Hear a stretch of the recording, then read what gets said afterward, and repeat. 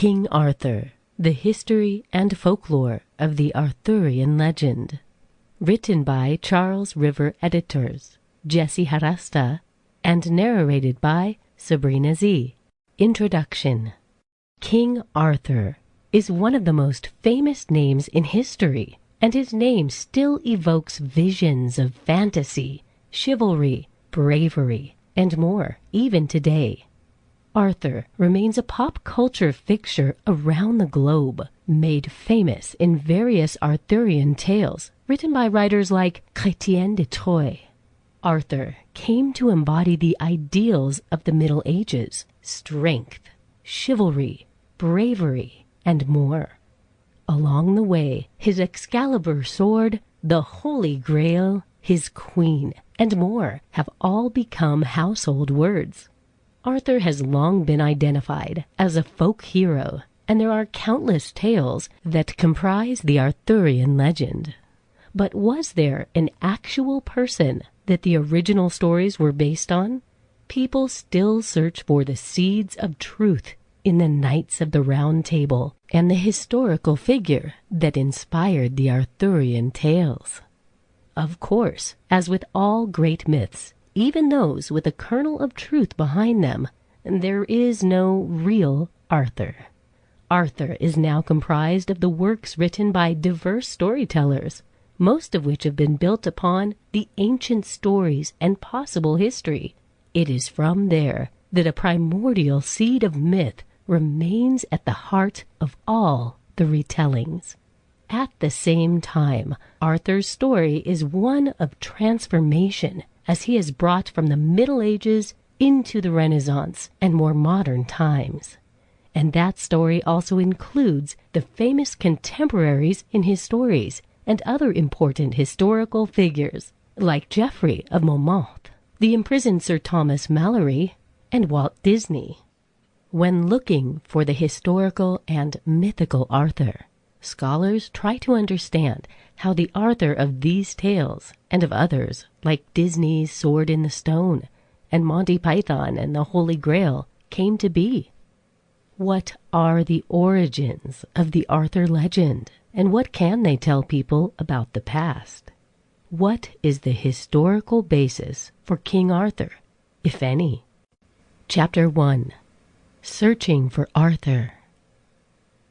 There drew he forth the brand Excalibur, and o'er him drawing it, the winter moon, brightening the skirts of a long cloud, ran forth and sparkled keen with frost against the hilt. For all the heft twinkled with diamond sparks, myriads of topaz lights, and jacinth work of subtlest jewelry. Lord Tennyson. On the high sea cliffs of Cornwall's north coast, there is a place steeped in legend, weathered by centuries, and, as is so often the case in such places, encrusted in tourist knickknacks.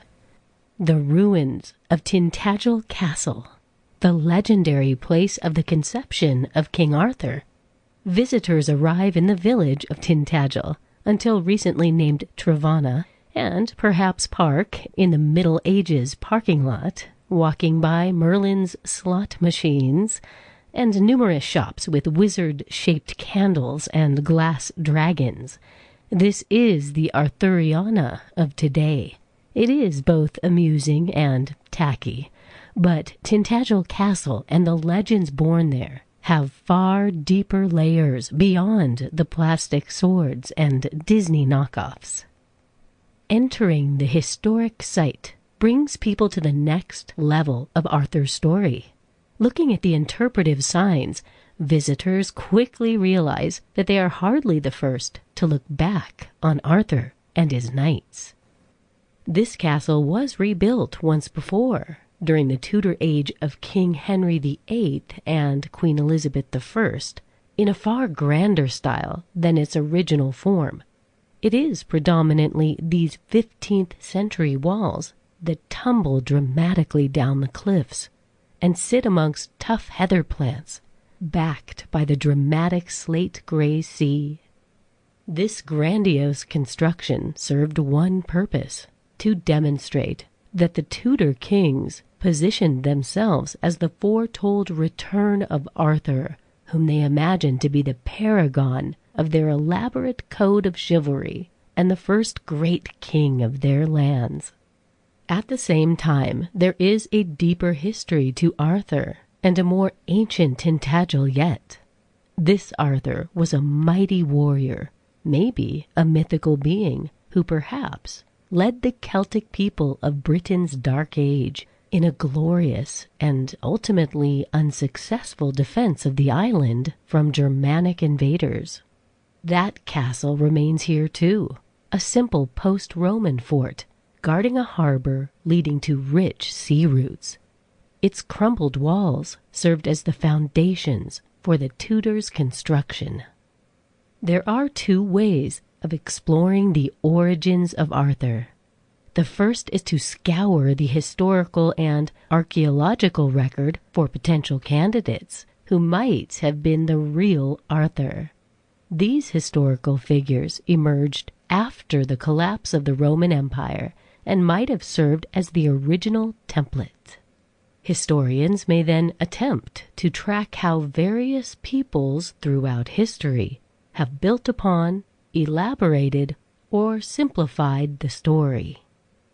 Given all the time that has passed, a second method involves ignoring the question of whether there was a real Arthur, and instead treats the entire matter of Britain as a mythological cycle. This is done simply by analyzing the literature itself. What does the Arthurian cycle tell people about humanity? How is it connected to other myths? And is there a connection to a shared human monomyth? Although they sound completely different, these two approaches are not actually mutually exclusive. It is entirely possible, and maybe even probable, that there was a historical figure or figures who inspired the Arthurian legend. At the same time, Arthur's durability across time is certainly due more to his mythological components, his relationship to ancient stories, and to the universal human story. By tracing both the historical and mythological origins of Arthur, it's possible to see where they differ and where they converge, which forms a more comprehensive and complex body of stories that comprises King Arthur and the Knights of the Round Table. Chapter 2. Historic Origins. In 1991, historian Thomas Charles Edwards wrote, "At this stage of the enquiry, one can only say that there may well have been an historical Arthur. The historian can, as yet, say nothing of value about him. Indeed, when searching for the historical figure who Arthur is based upon, a decent place to start is with the acknowledgement that such a person may never have actually existed." It was quite common for writers in the Middle Ages to conflate fictional and historical figures. For example, in Dante's Inferno, historical and legendary figures mingled together frequently. In England, medieval chroniclers turned the twin Saxon horse gods of Hengist and Horsa into historic warlords who they claimed led the Saxon invasion of Britain, and those figures also bear striking similarities to other mythological figures concocted by other European peoples. That said, while it is possible that Arthur has no historic origins, it is also very possible that he does. Naturally, many scholars of both the professional and armchair varieties have speculated over who these figures might be, and there is still heavy debate on the topic. The most prominent figure among these theories is Ambrosius Aurelianus, also known as Emrys Wledig in Welsh. The chronicler Geoffrey of Monmouth wrote that Ambrosius was the second son of Emperor Constantine, and that as a child he was sent to live in Brittany to escape King Vortigern of Britain.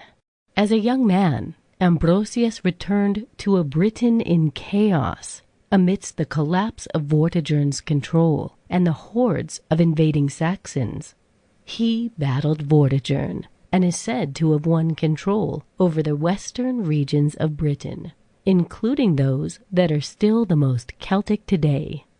Vortigern called increasingly upon Saxon allies as the two battled for control, and eventually Vortigern fled, leaving Ambrosius as king of the Britons. After the death of Vortigern, Ambrosius pushed the Saxons back to the north of Britain, where they remained for the rest of his life. Ambrosius's role as a defender of the Britons was recorded by his contemporary, Saint Gildas, in De Excidio e Conquestu Britanniae, on the ruin and conquest of Britain. This is important because Gildas does not mention Arthur. This fact can be interpreted in various ways. It can be taken as evidence for the Ambrosius connection, for the non-existence of a historical Arthur, or simply as an oversight, since he does not mention Vortigern either. Historians are almost certain that Vortigern existed. Describing Ambrosius, St. Gildas wrote around 540 A.D. that they might not be utterly destroyed. The remnants of the British take up arms and challenge their victors to battle under Ambrosius Aurelianus. He was a man of unassuming character, who alone of the Roman race chanced to survive the storm in which his parents, people undoubtedly clad in purple, had been killed.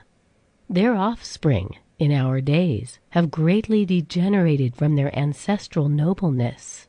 From that time, the citizens were sometimes victorious, sometimes the enemy, up to the year of the siege of Mont Badonicus.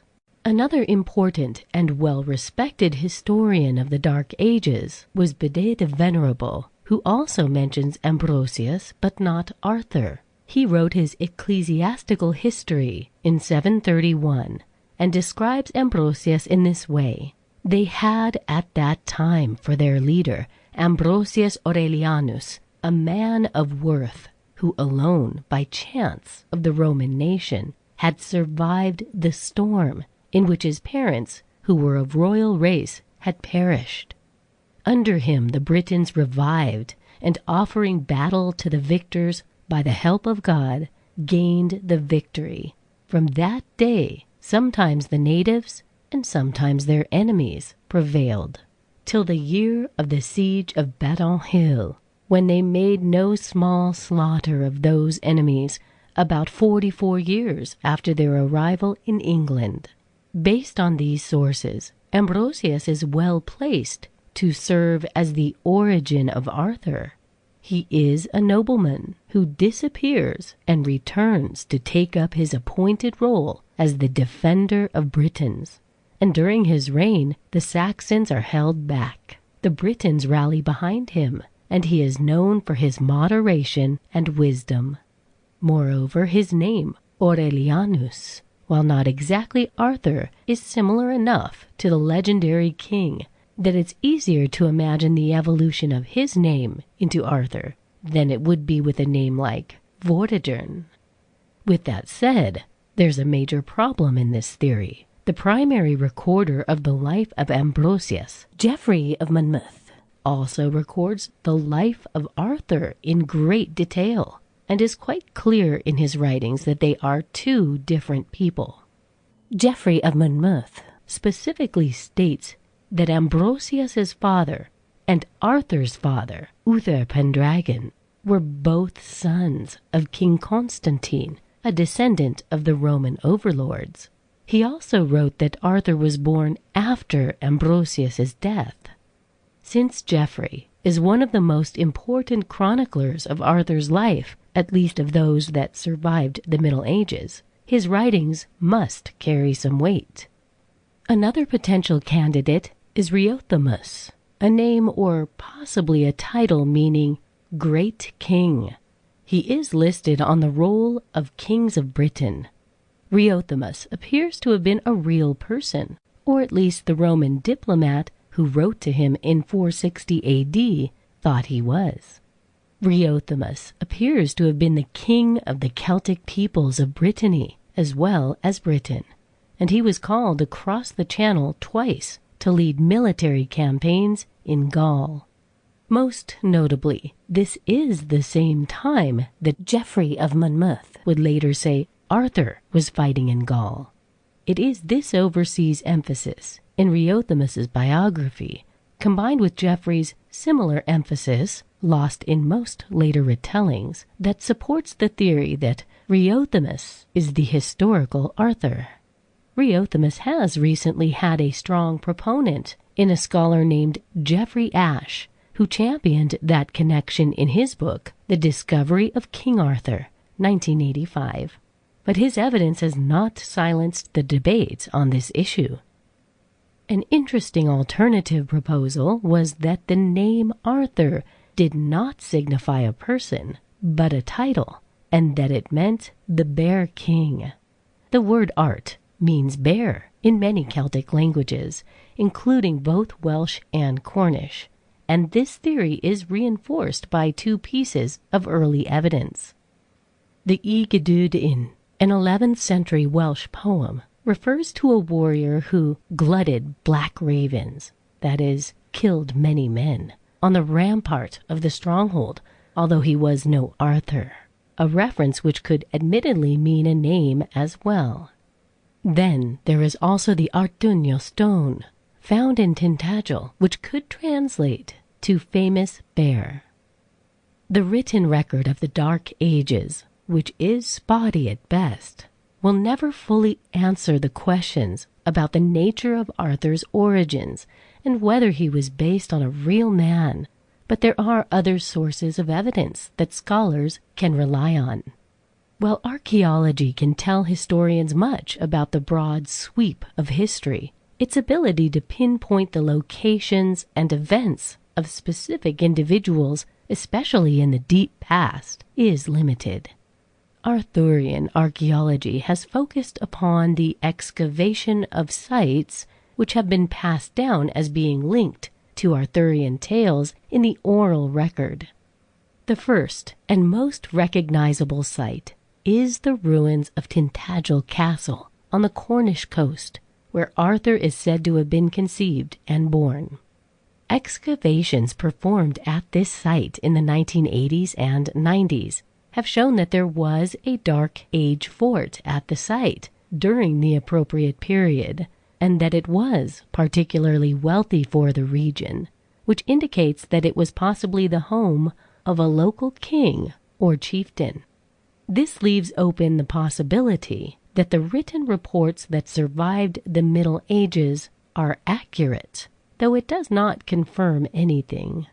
A wrinkle emerged in 1998 when caretakers of Tintagel, a government body called English Heritage, announced that they had found a piece of slate which read, "Arthurian, father of a descendant of Cole, has made this." Further analysis led some to believe that the author was claiming descent from Cole Hen, the famous Old King Cole of York, also one of Arthur's claimed ancestors. This claim that this was proof for the Arthurian connection led to a storm of controversy, which has not yet fully died down. This evidence is still fairly slim, but it increases the possibility that Tintagel is actually connected to the historic king. Another well-known piece of evidence for the reality of Arthur emerged in 1191 when the monks of Glastonbury Abbey claimed to have found a tomb containing a man and a blonde-haired woman. The tomb was inscribed, "Here lies entombed King Arthur with Guinevere, his second wife, on the Isle of Avalon." This was a blessing for the monastery, which had recently suffered a devastating fire, because the remains served to restore it to a position of prominence and gave it a lucrative source of pilgrim revenue. It also served as a useful piece of political propaganda during a period of Welsh-English struggle.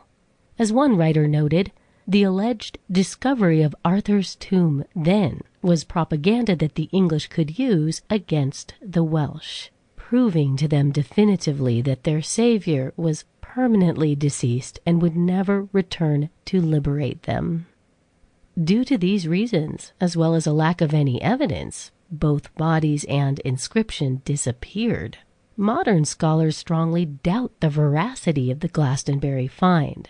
However, the area around Glastonbury remains a place rich in Arthurian connections, especially due to the belief that the Holy Grail, a key part of the Arthurian cycle, is located there. Another important archaeological site is the most likely purported location of Arthur's court at Camelot, the Cadbury Hill Fort. Like Tintagel, Cadbury has an association with Arthur in oral history, which actually appears to predate the invention of Camelot by Romantic literature in the 12th century. Archaeology at the site in the 1970s revealed the existence of a Dark Age hill fort. This was not a castle, as people imagine them today, as such structures did not exist at the time of Arthur, but it was still an impressive fortification. Like Tintagel, the impressive fort indicates the presence of a prominent leader, if not a king. In fact, this is one of the most elaborate strongholds of the period ever found, giving credence to the claims that the great warlord Arthur lived there. Again, this does not mean that the powerful leader had to be Arthur, as there were other major figures of the period that could have financed and needed such a structure. Ambrosius Aurelianus and his enemy Vortigern both fit the bill, as does Riothamus and Arthur's legendary father, Uther Pendragon. Chapter 3. Merlin, a single plausible candidate? The character of Merlin, the magical but human counselor of Arthur, is probably as old as Arthur himself. The prophecies of Merlin appear in early Celtic documents, and Merlin has come to be seen in recent years as a representative of the old pre-Christian faith of Britain, perhaps even as the last of the Druids, even though there is no hint of this in the earliest writings except for his use of magic and his gift of prophecy. Merlin's name appears to have been an alteration of the name Merddin Wyllt, who was a legendary madman and a prophet living in Dark Ages Scotland. A few texts survive within the National Library of Wales.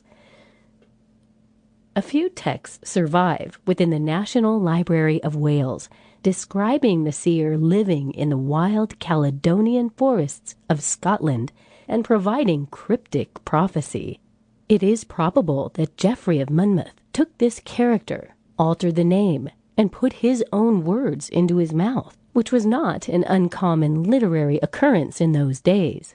Moreover, Geoffrey of Monmouth set Merlin as a historical figure in the times of Ambrosius and Vortigern, who came decades before Merddin Wyllt lived, and he intersperses Merlin's prophecies with a mixture of both pagan and Christian elements.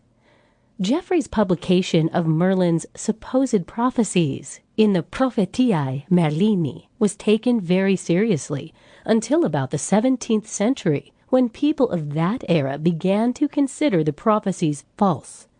Nevertheless, oral legends about Merlin's ties to Arthur, magic, druids, and Christianity were all passed down to create the figure as readers envision him today.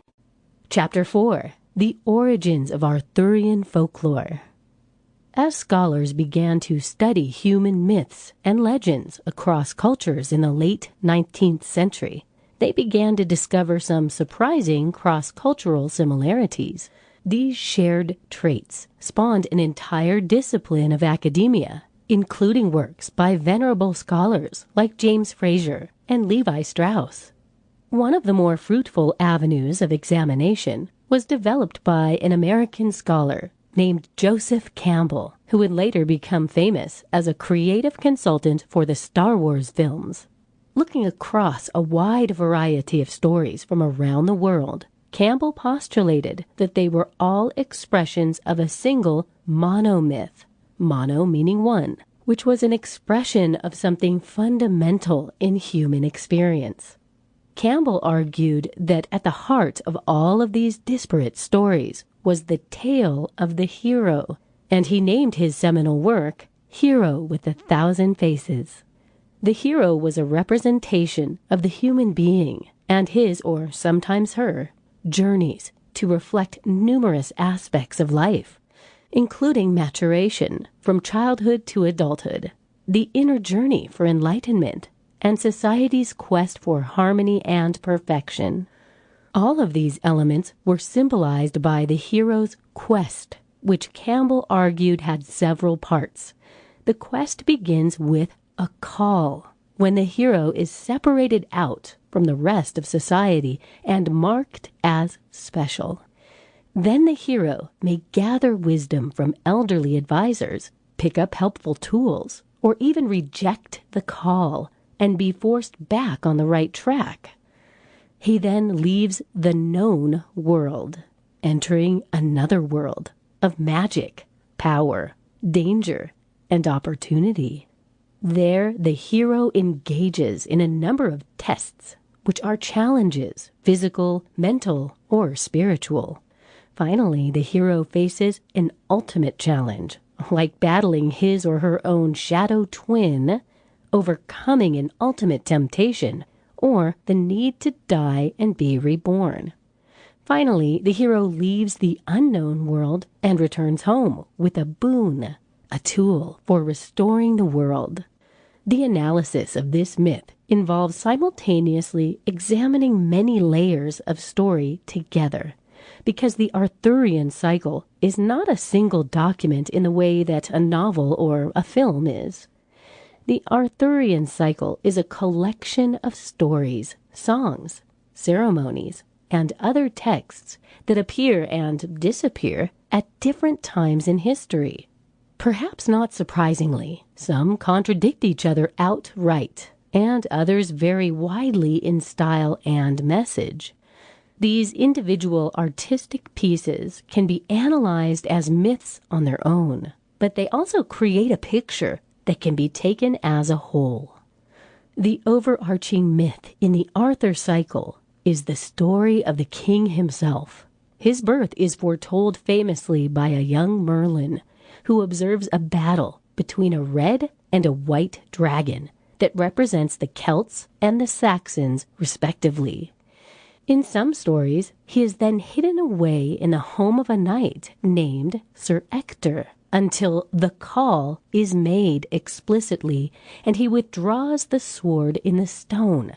He then becomes the King of Britain, bringing an era of peace, justice, and respite from Saxon invasion through his court at Camelot, until he is brought down by his own son Mordred, whom he sired due to the magical trickery of his half-sister, Morgause. The High King does not die, but instead is taken away to the Isle of Avalon to await being reborn when his people need him most. All of the elements of the hero's journey are present: the call, the separation, gifts from the wise, and powerful helpers like Merlin and the Lady of the Lake, challenges and battle with his dark twin, his illegitimate nephew/son. His boon of good kingship is taken from the world until his return. Of course, these are not the only tales woven into the Arthurian cycle. While there are numerous small stories, the two other major arcs are the betrayal of Queen Guinevere with Sir Lancelot, and the search for the Holy Grail, primarily by Sir Gawain and Sir Galahad. The tale of the Holy Grail is most explicitly a hero's journey, where the pure Galahad, enabled by the earlier boon of Arthur's court, is able to bring back the Holy Grail and restore Christ's love on earth. Sir Thomas Malory cast Galahad as the ideal hero, whose virtues are entirely due to his piety and chastity. And that theme was perpetuated by poets like Lord Tennyson, whose own Galahad states, "My good blade carves the casques of men. My tough lance thrusteth sure. My strength is as the strength of 10, because my heart is pure. I never felt the kiss of love, nor maiden's hand in mine." The Guinevere, Lancelot, Arthur tale is one of love, betrayal, and suffering. And it is similar to another legend about Tristan and Isolde. Like in the story of the birth of Mordred, here Arthur is brought down not by a force of arms, but by betrayal, subterfuge, and incest. The Guinevere Lancelot story is not literal incest and is thus not as destructive as the Mordred story. But it comes close, since both figures have deep bonds to Arthur. Guinevere is his wife, and Lancelot is his brother in arms, and was raised by Arthur's benefactor, the Lady of the Lake. It is the deep nature of the betrayal that gives the story much of its mythological power. One anthropologist of myth, Claude Levi-Strauss, examined the taboo against incest, noting its universality in human societies, and explaining how its appearance in myth serves to represent an inversion of the social order and typically presages the destruction of that same order. Furthermore, it can be argued that Arthur emerges as a cultural hero, a mythical or mythicized historical figure who embodies the aspirations or ideals of a society. The earliest Arthur stories have him not as a king or enemy of the Saxons, but as a wandering hero who embodies the best of what the Britons saw in men: bravery, generosity, loyalty to family, and physically vibrant. Finn McCool, or Fionn McCool, fulfills a similar role amongst the Gaelic people of Ireland, Scotland, and the Isle of Man, where Arthur is a great mythical king, endowed with great powers, but still mortal. Of the Britons, especially the Welsh and Cornish, Finn holds the same position amongst the Western neighbors. In fact, the biggest difference between Fionn and Arthur is that the stories about Fionn simply didn't circulate as far or as much during the Middle Ages, ensuring that his story was less well known. And since less was written about Finn over the centuries, the legend didn't continue to build upon previous works, thus making Finn's story less modern at the same time. While Arthur may or may not have been based on historical figures, there are several characters that most certainly have mythological roots, particularly Morgan Le Fay and the Lady of the Lake. Much speculation has been made about Morgan Le Fay. The title Le Fay literally means the fairy, but in a time long before Tinker Bell transformed popular images of them, fairies were powerful, mysterious, and otherworldly beings. What is agreed about Morgan is that she is a woman with magical powers who is deeply involved, though typically at a distance, with Arthur's reign. She sometimes aims to undermine him, and sometimes seems more benign. The scholarly argument revolves around whether she was a creation of the Arthurian storytellers or whether she descends from a pre-Christian Celtic goddess. In Irish myth, the pre-Christian gods became known as the Fae after they were driven underground by the humans. The most common argument is that she is the Welsh goddess Modron, but with her Breton name, Morgan. Less plausible, but still possible, is that she is a reference to the Irish war goddess Morrigan.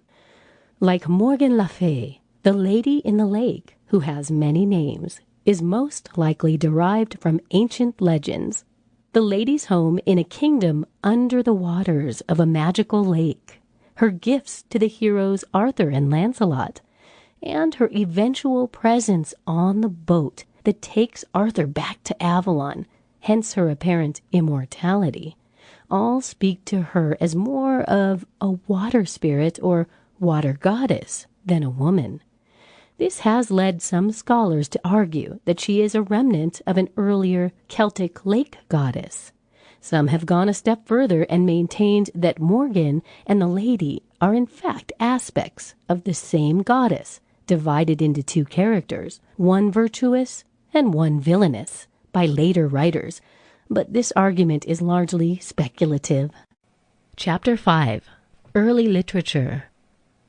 While legend says that Arthur was born at Tintagel Keep, a more accurate statement might be that Arthur and the Arthurian legend were born out of the imaginations, the fears, and the dreams of the Celtic-speaking peoples of western and southwestern Britain, those who are today called the Welsh and the Cornish.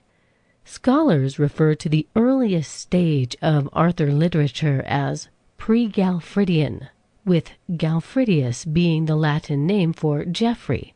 In other words, pre-Galfridian literature consists of the writings that existed before Geoffrey of Monmouth wrote the History of the Kings of Britain. Today's scholars have 5 full manuscripts and 20 shorter texts which refer to Arthur, though many of these mention him only somewhat in passing. It's safe to assume that there were far more works that did not survive, and there were countless oral tales that were probably never recorded. Thus, most scholars assume these 25 works are the tip of an unknowable iceberg. The earliest tale about Arthur is the Welsh tale, Gulhwch and Olwen, believed to have been written in the early 12th century.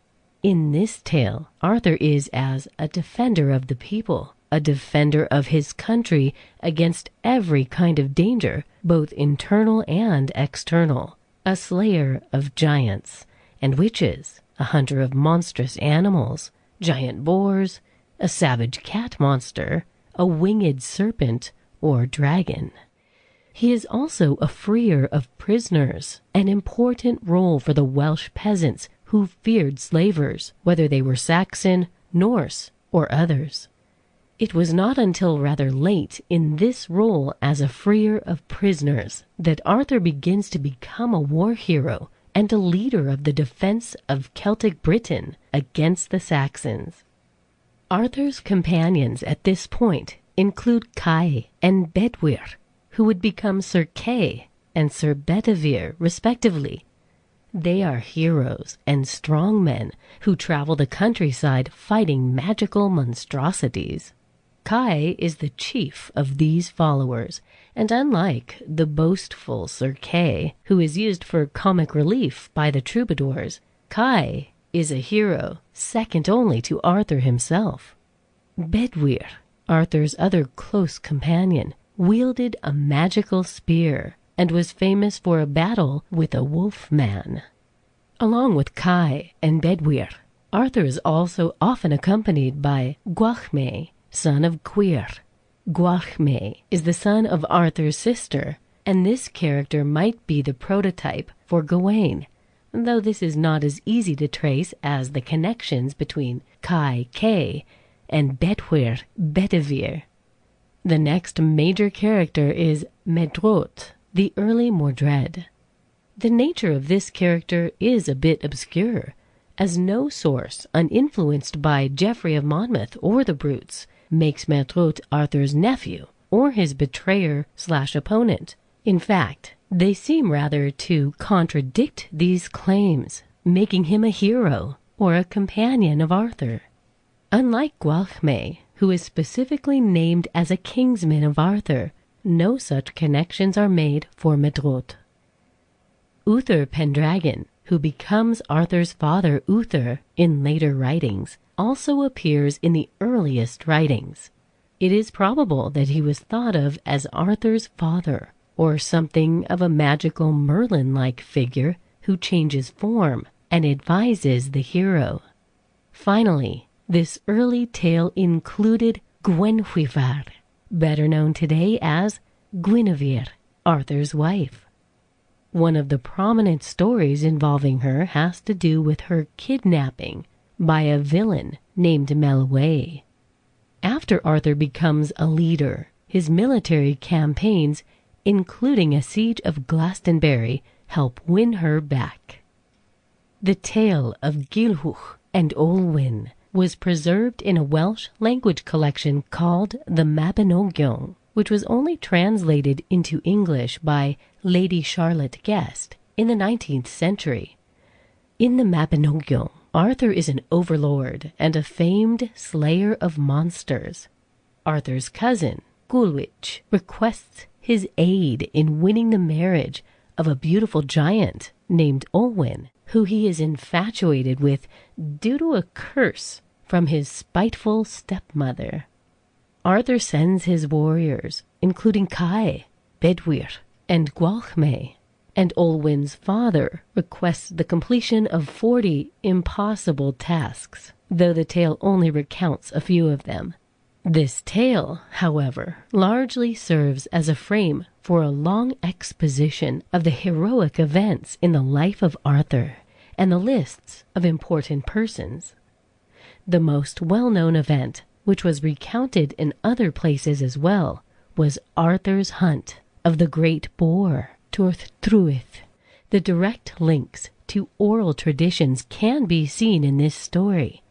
The recounting of long lists of ancestry was an important part of the bardic oral tradition, and the tale of Turth Truith has direct links to other famous boars of Celtic lore.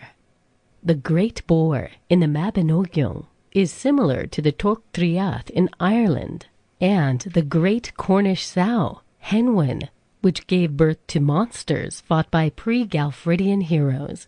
In fact, some legends claim Henwen gave birth to the cat monster Cath Palug, which was killed by either Kai or Arthur, depending on the version.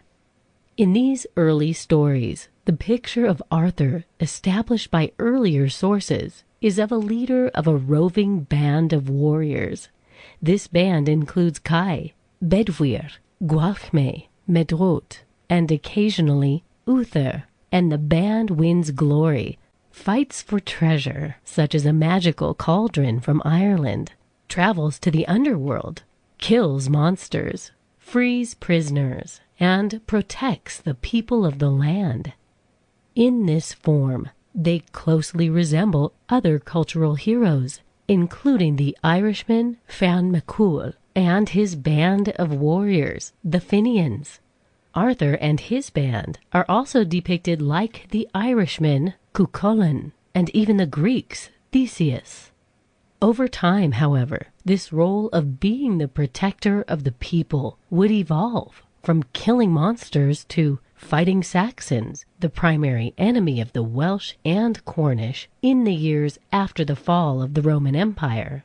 This transformation is easy to understand, regardless of whether Arthur was based on a historical figure or not. For example, it could be that there was a historical figure, like Ambrosius, to whom subsequent legends were attached. Or it could be that there was simply an evolution in the mythological character of Arthur to suit new needs in cultural storytelling. Perhaps the most important event attributed to this new Arthur was the victory at the Battle of Badon. Interestingly, the first reference to Badon is by the chronicler Saint Gildas, who does not mention Arthur, but describes Ambrosius Aurelianus as the leader. He sets its date at 496 AD and describes how the victory in this battle halted the advance of the Saxons for a generation, guaranteeing the peace and survival of the Celtic peoples. Gildas is particularly important because he is the only person who wrote of the battle as having occurred in his lifetime. 496 was the year of his birth, but the event certainly would have been within the memory of his parents' generation and make him the closest contemporary to them. The battle is also mentioned by the Venerable Bede in his ecclesiastical history of the English people, 731 AD, and he credits the victory to Ambrosius.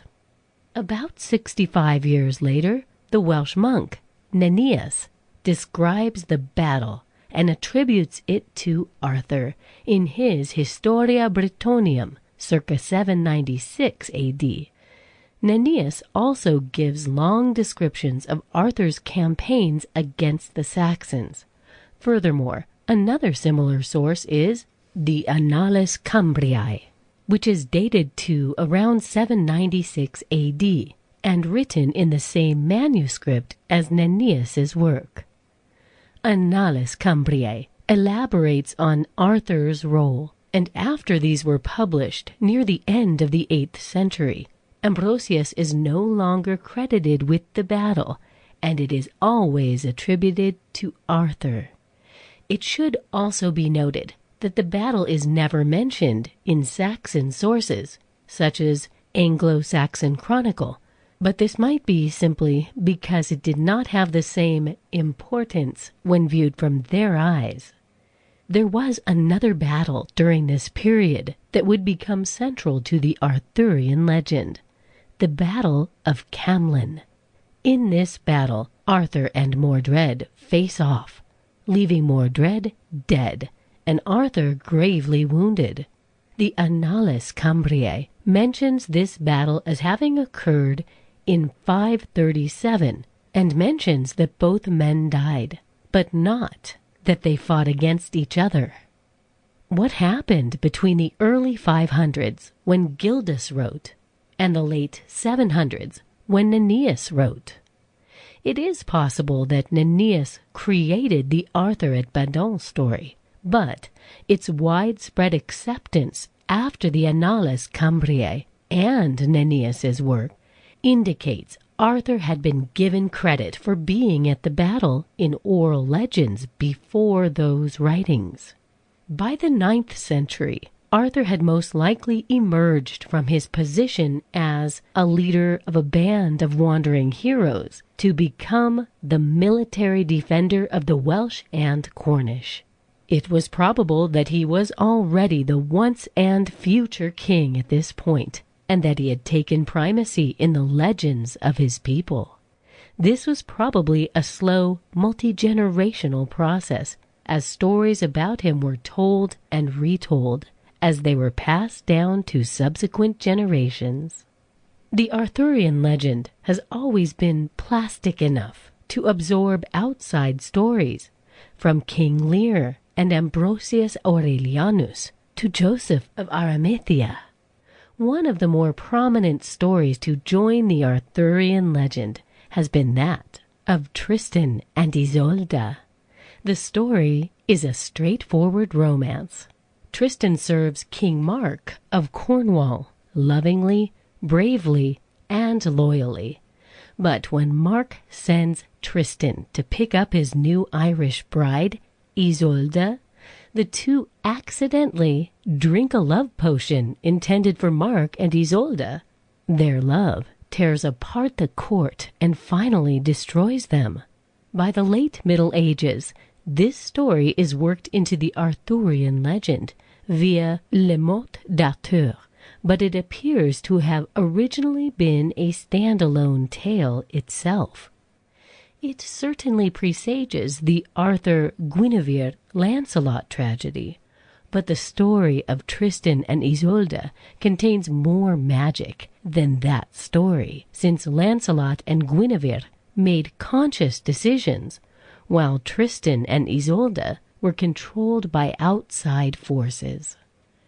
The fusion of Tristan's story and the Arthurian legend is important because it demonstrates the conversion of the Arthur story from a tale of Celtic resistance to one of courtly romance and chivalry. The story's references to Cornwall and Tristan's legendary home of Lyonesse, an island kingdom that sunk under the sea off the coast of Cornwall, have made it popular in Cornish circles, and it was the first major work to be translated into modern Cornish. It has also been the target of French scholarship, ever since folklorist Joseph Bédier argued that all of Tristan's tales could be traced back to a single Tristan, which he attempted to reconstruct in 1900.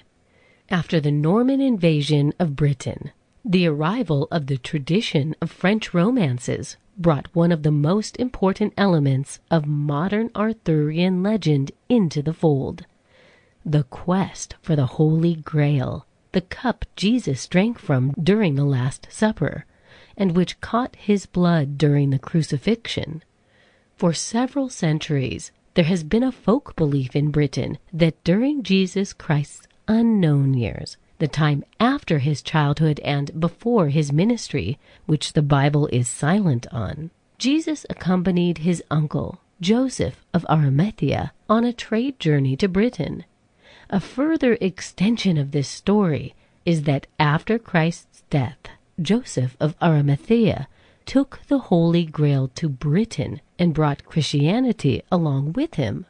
He supposedly settled in Glastonbury and established the monastery there, and then his descendants became monarchs of Britain, including Arthur. Some modern scholars argue that this story depicts a Christianization of early Celtic gods thought of as royal ancestors. The legend was that Joseph hid the Grail in the Chalice Well in Glastonbury, and from that hill 2 springs emerged, one with red water representing the blood of Christ, and one of white water representing the sweat of Christ. Joseph is also said to have brought a staff grown from the crown of thorns and planted it in Glastonbury, which has its own Arthurian associations as the possible site of Avalon. This thorn tree was said to flower at Christmas and Easter, which was not typical of normal hawthorns, and there has long been a tradition of sending its flowers to the royal Christmas table. The original tree was cut down by Oliver Cromwell's troops in the English Civil War, but today its branches live and are grafted onto other trees. This legend dates back to at least the 12th century, where it can be found in a poem entitled Joseph d'Armité by Robert de Baron, but it became particularly popular in Britain during the 19th century. Even then, it was associated with the Arthurian legend, as de Baron claimed that Percival was a descendant of Joseph. It was crystallized in a poem, And Did Those Feet in Ancient Time, by William Blake, 1808, which was eventually turned into a song titled Jerusalem. In it, Blake asks, And did those feet in ancient time walk upon England's mountains green? And was the Holy Lamb of God on England's pleasant pastures seen? Blake's song became famous throughout Britain and is the anthem of the Women's Institute, thanks to its fusion of English exceptionalism, Christian nationalism, and romantic anti-industrialism. It condemns the dark satanic mills. Chapter 6. Arthur's Chroniclers. Geoffrey of Monmouth is the single most important chronicler of the story of Arthur in history. Geoffrey brought Arthur to the world outside of Welsh and Cornish-speaking communities and laid the groundwork for every subsequent tale. It could be said that he was the literal kingmaker, as it is in Geoffrey's writings that Arthur is first referred to as a king. Who was this man, and what were all his additions to the Arthurian canon?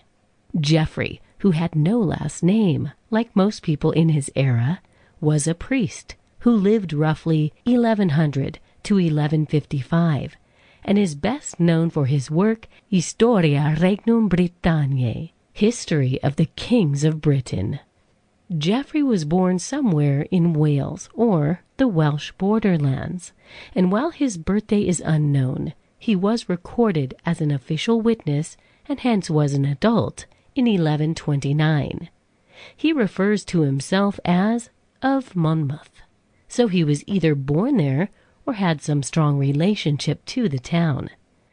There is no good evidence to suggest that Geoffrey spoke Welsh, and he probably hailed from the French-speaking Norman elite, as he lived roughly a century after the Norman invasion.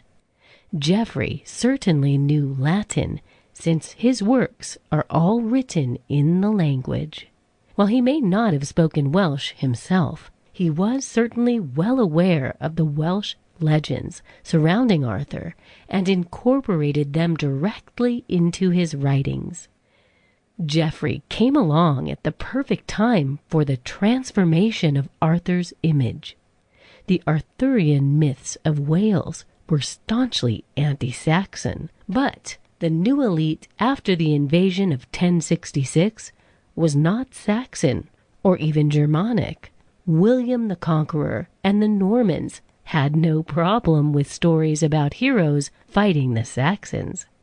That said, there was still conflict between the Normans and Welsh, due to the Normans' desire to conquer all of Britain, which is why the abbot of Glastonbury attempted to appropriate Arthur by finding his body near the end of the 12th century. Ultimately, Geoffrey's work was so widely popular and distributed that even Norman kings began to take an interest in the Arthurian legend. What Geoffrey attempted to do was to construct a complete history of Britain, from the time of its purported settlement by Trojan refugees through the invasion of Caesar, the Roman occupation, the withdrawal of the Roman legions, and the Saxon invasion. Geoffrey's work is, like many of its time, a fusion of previous works and his own imagination. Geoffrey had the good fortune, though, of apparently having access to numerous Welsh language texts and possibly oral tradition from the Welsh bards. Hence, unlike other prominent accounts of the time, most notably the Anglo-Saxon Chronicle, it has an infusion of history from Britain's Celtic peoples, and in its accounts of the Dark Ages, tells the story largely from their perspective.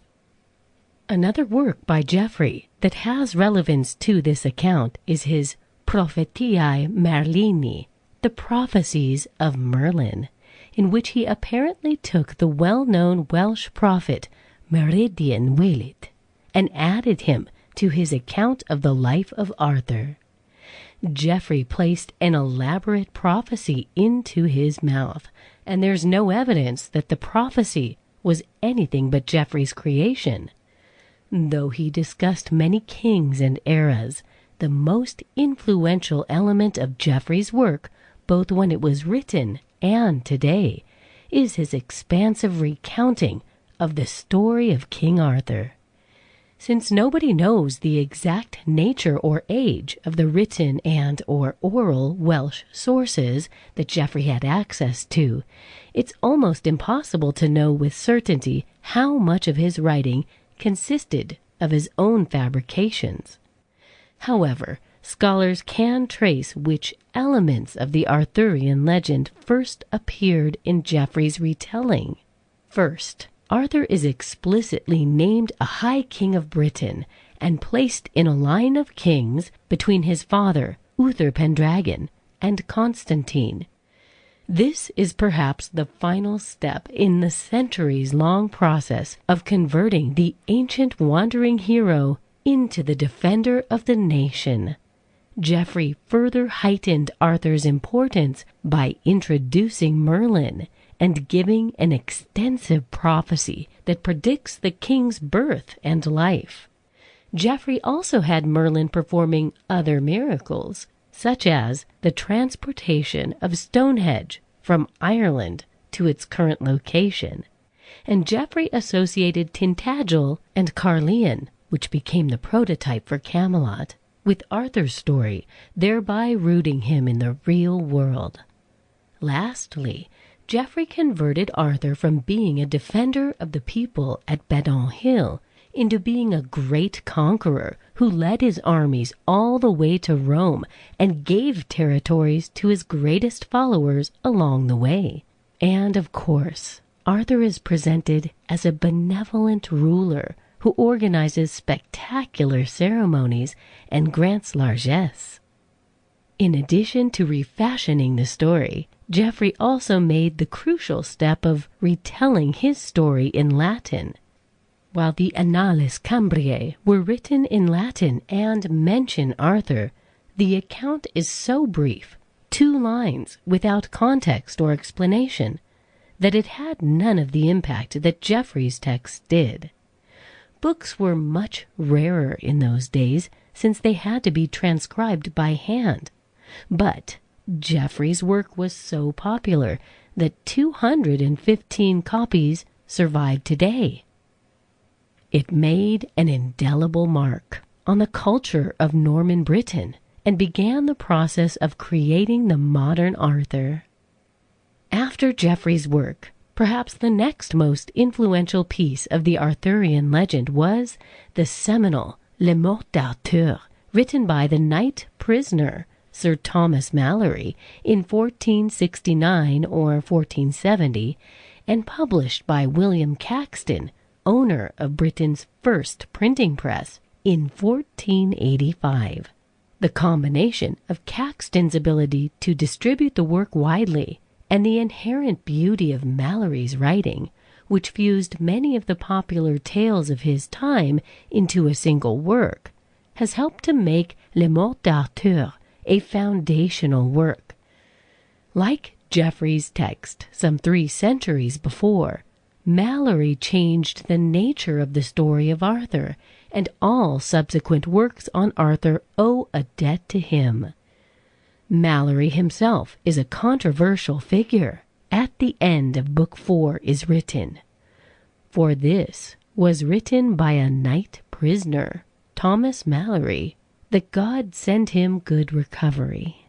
Nonetheless, there was little consensus about his identity until 1897, when an American named George Lyman Kittredge published a book arguing that Malory was a knight by the same name from Warwickshire, who was born around 1416 and died in 1470. Little is known about his early life, but as a young man, he apparently found himself drawn into a notorious life of crime. He was imprisoned at Newgate Prison for crimes in 1450, including ambushing the Duke of Buckingham with 26 outlaws, raping a woman named Joan Smith twice extorting the residents of a town named Monk's Kirby, and robbing the husband of Joan Smith.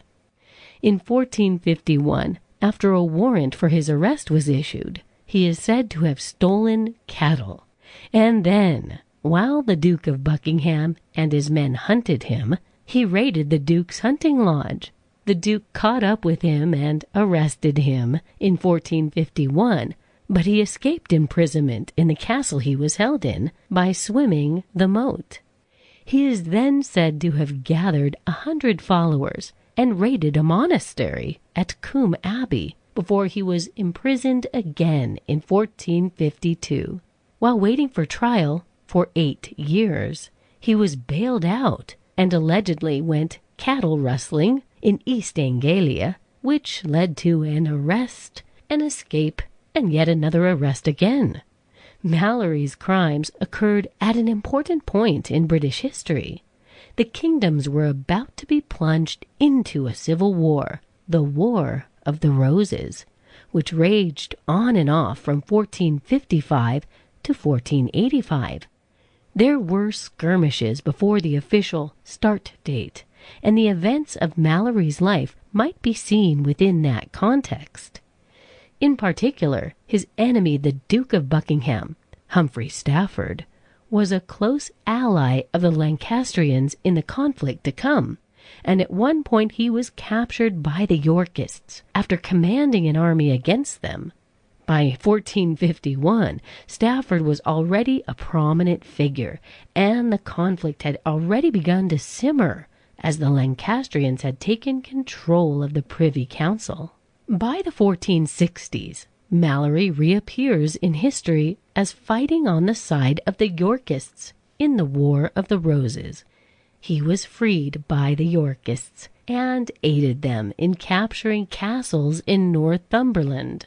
However, he apparently changed sides, though the details are mysterious, and was explicitly excluded from a Yorkist pardon in 1468 and 1470, despite once again being in Newgate, where he was presumably writing Le Morte d'Arthur. When the Yorkist enemies, the Lancastrians, came to power in 1470, he was freed. He died a mere 6 months later. Given the context in which Malory was writing, and the type of man he was, what role did that play in his writing of Le Morte d'Arthur? And what did he add to the Arthurian legend? The most notable aspect is the generous infusion of Norman sentiment with the concepts of chivalry and the importance placed on knighthood. The modern Arthur is synonymous with chivalry, and this is perhaps Malory's greatest addition. He appears to desire to use Arthur as a moral template to compare to modern knighthood, and naturally he found his contemporaries seriously lacking. The stories of knights like Gawain, Pellinore, and the other members of the Round Table were used as explanatory tales regarding the concept of chivalry. However, while Malory put the Round Table front and center, he did not invent the concept. Tournaments long before his time were called Round Tables and were often held in honor of Arthur. It appears that King Edward I, who ruled from 1272 to 1307, was a great Arthur enthusiast and commissioned a great and famous round table at Winchester. The table still exists there today, but it was elaborately repainted at the orders of Henry VIII, with an image of himself put in the place of Arthur. Malory's work is the first to describe the story of the sword in the stone, and he also expands greatly upon the role of Merlin. The treacherous Morgan Le Fay appears in this story, and the story of Tristan and Isolde is also integrated. Malory has Lancelot, a French import, eclipsing the native Gawain in his tale, and he develops the complete modern telling with Lancelot loving Guinevere, Lancelot being tricked by Elaine to conceive Galahad, Galahad as a pure Christ figure taking the Siege Perilous at the Round Table, the Grail quest, Mordred forcing Arthur to punish Guinevere and Lancelot, and the final battle between Arthur and Mordred. Malory gives life and flesh to the characters in a way that hadn't been done in print before. Arthur is a tragic hero who knows his own destiny and yet strives to live rightly and justly despite it, even after being betrayed by the two he loves most of all. Lancelot is the nobleman who is divided by two loves and punished for it, both by being unable to find the Grail and by exile. Gawain is hot-blooded and vengeful, but loyal to Arthur to the last. And Guinevere lives a double life as a moral compass for the chivalric order, who ultimately betrays that order with her affair. While Geoffrey was able to draw upon the legends of the Welsh in the construction of his narrative of Arthur's life, Malory had another set of oral folk tales at his disposal, the French troubadours who traveled from court to court in his day. This tradition was brought over from France by the Normans during their invasion of 1066 and was rich in Arthurian tales. These tales elaborated the romantic dimensions and are famous for their stories of impossible courtly love and betrayal. What Malory did was set the stage for one of the most important shifts in the history of the Arthurian legend. Arthur went from being a symbol of Welsh and Cornish resistance against the English state to the very opposite, as a symbol of Englishness, a legitimizer for the English monarchs, and an ideological reason for the integration of all of Britain, his old kingdom, under English authority. This process was begun by Geoffrey, who made Arthur accessible to the literate classes who read his widespread Latin text. However, Malory made his work, and thus his whole body of Arthurian legend, accessible to a widespread English-language readership through mass printed publication.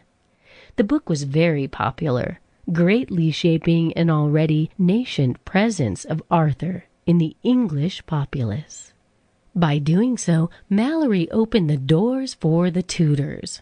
The War of the Roses finally came to an end without either the House of Lancaster or York taking the throne. Instead, a previously minor branch of the Lancastrians came to the throne. Hailing from northern Wales, the Tudors had enjoyed a meteoric rise to power, leading to the coronation of Henry VII as king in 1485. Tudor, like many Welsh nobles, traced his ancestry to Arthur and made Arthurianism state policy.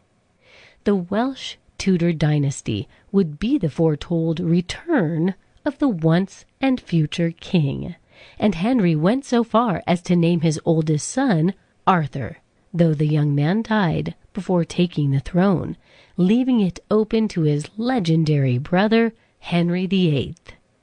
It was during this period that the ruins of Tintagel Castle were reconstructed as an homage to Henry's legendary ancestor.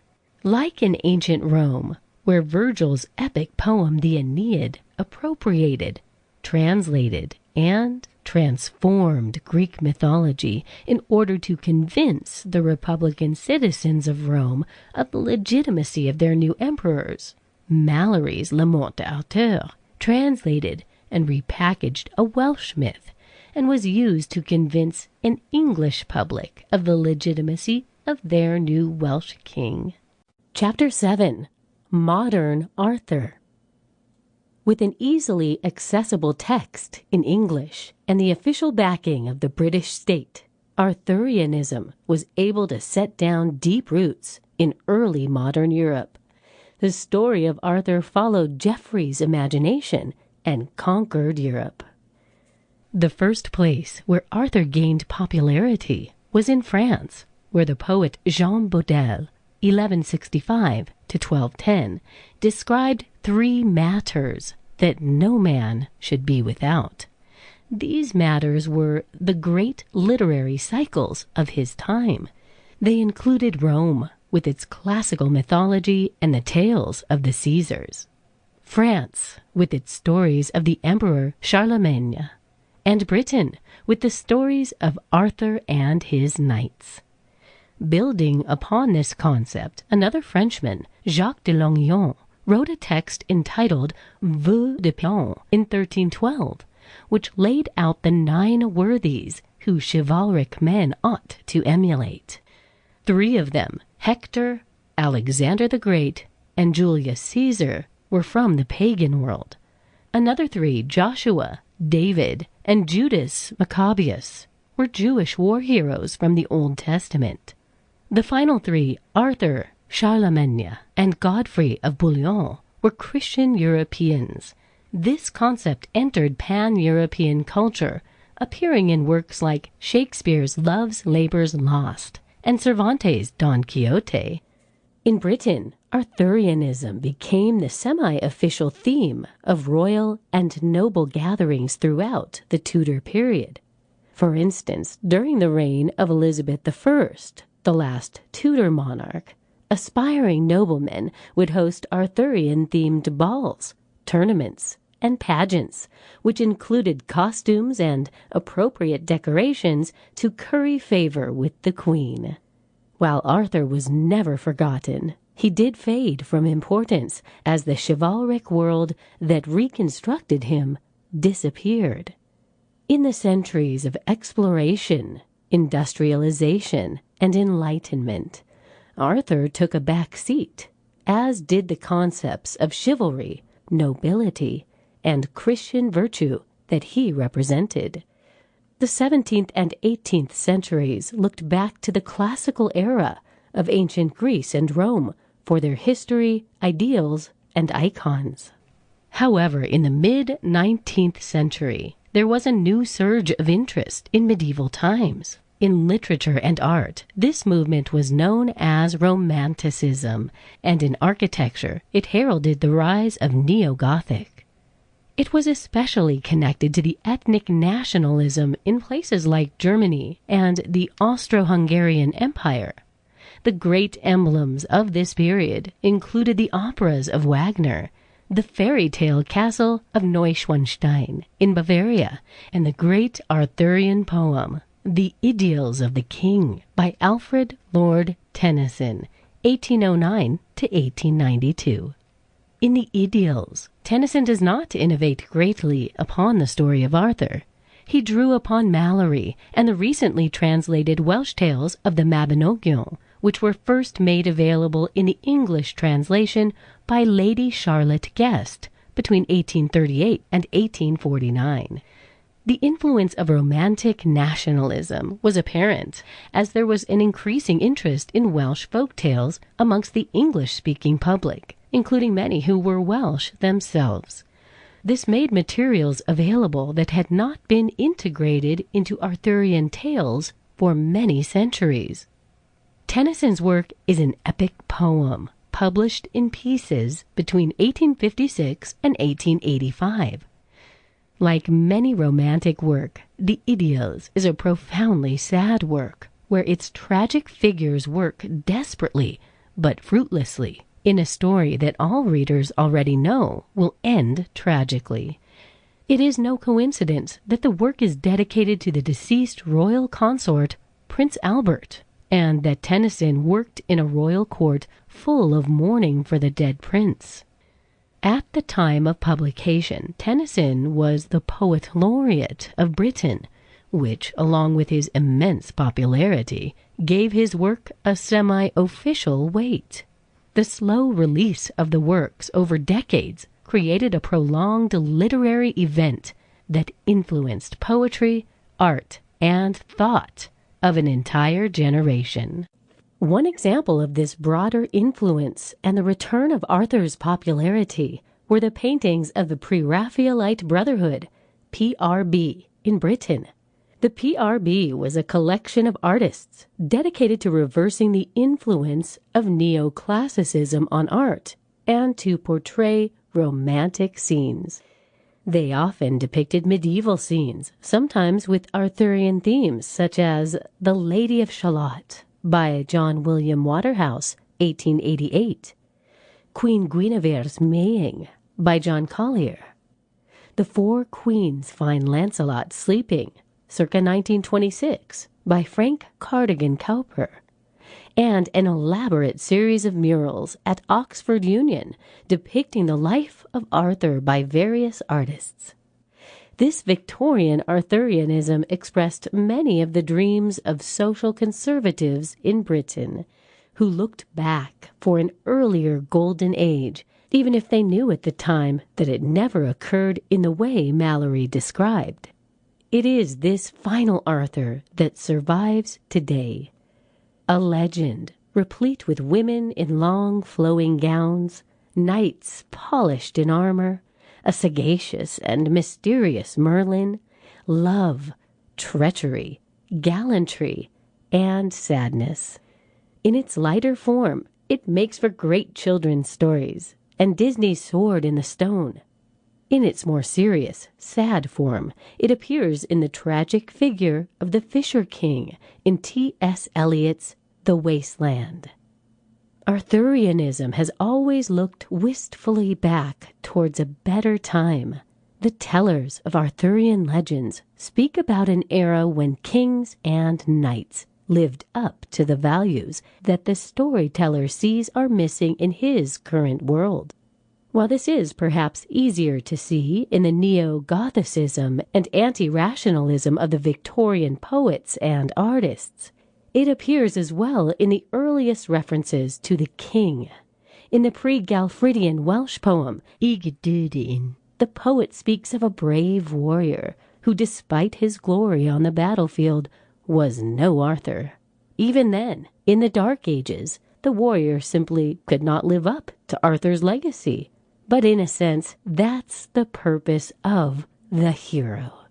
If anyone could match the deeds and morals of Arthur, he would lose his power. Certainly Geoffrey, Malory, Tennyson, and the venerators of the Nine Worthies knew this too. And there's no question that the mythological qualities of the story draw people to Tintagel and a search for the historical Arthur. Interest in a regional leader like Ambrosius, who died 1,500 years ago, would always be slight. But people still seek to connect the dots because of the legend added on to the actual history. This has been King Arthur, the history and folklore of the Arthurian legend. Written by Charles River editors Jesse Harasta and narrated by Sabrina Z. Copyright 2012 by Charles River Editors. Production copyright 2015